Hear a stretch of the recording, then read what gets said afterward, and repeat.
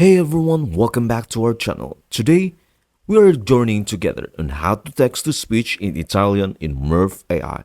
So, let us begin. Step 1. Begin by navigating to the Explore AI Voices tab located on the left side of the studio.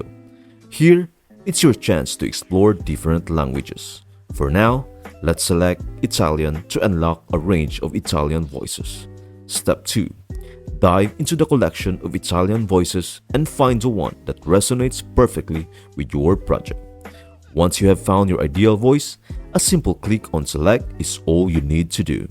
Step 3. Craft your Italian script. Fill the text area with your Italian script. For added dynamism, feel free to adjust the speed, insert pauses, and customize it according to your preferences. Step 4. Experience the transformation. Excited to hear your Italian text come to life?